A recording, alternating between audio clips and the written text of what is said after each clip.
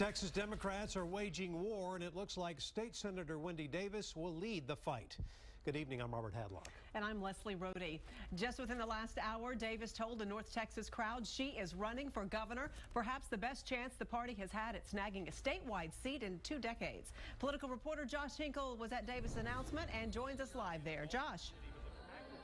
You just missed her, Leslie. She just walked backstage finally after greeting hundreds of people that were here for that announcement. You know, this was very telling that she chose to do it here at this exact location because on that same stage 32 years ago, she actually received her high school diploma. And no doubt education will be a big part of her campaign selling point, not to mention health care, particularly women's health care. She's best known for her filibuster of abortion restrictions over the summer, a move that catapulted her into international spotlight and now easily one of the races to watch across the country's 2014 campaign field. If you want a governor who will speak for everyone, then every Texan needs to be a part of getting that governor elected. Now her campaign team will start shaping up. You're going to see a lot of familiar faces from her previous state Senate campaign teams, but you're also going to see some of the biggest Democratic heavy hitters as far as the organization front for this campaign in the coming year. Back to you guys. Well, Josh, the Democrats really haven't had a viable statewide candidate since Ann Richards in the 1990s. Does Davis have a realistic chance to win?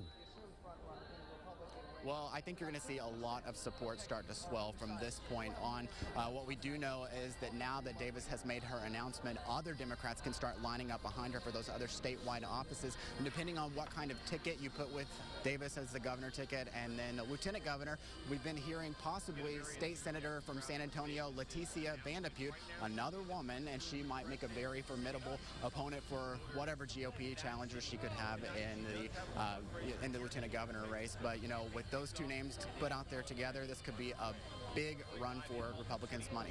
Back to you guys. We shall see. Josh Hinkle live in Haltom City, Texas. Thanks. Well, Davis's entry into the campaign today could put her up against some well-funded Republican opponents. The front runner on the GOP side, Attorney General Greg Abbott, he has a large campaign war chest already. Another Republican also in the running for the Republican primary race, former party chair Tom Pauken. In a recent Texas Lyceum poll, Davis trails Abbott, but half of the voters in the survey have not made up their minds. Still, Davis has gained name recognition since her filibuster. Not that Twitter is everything, but Wendy Davis had 1,200 Twitter followers on the day of her filibuster, and the day after she had over 100,000. So her celebrity just took off exponentially, and that in itself is pretty unusual. I think it's safe to say she's the most well-known state senator in the United States right now. Attorney General Greg Abbott's campaign was quick to respond to this. It released a statement that said in part, "We welcome Senator Davis to the race and look forward to presenting the clear differences and debating the important issues that will preserve the economic miracle in Texas." And you can learn more about all of the candidates for governor on KXAN.com. Inside this story, we link to our biographies of Wendy Davis and Greg Abbott, including some past stories and noteworthy information.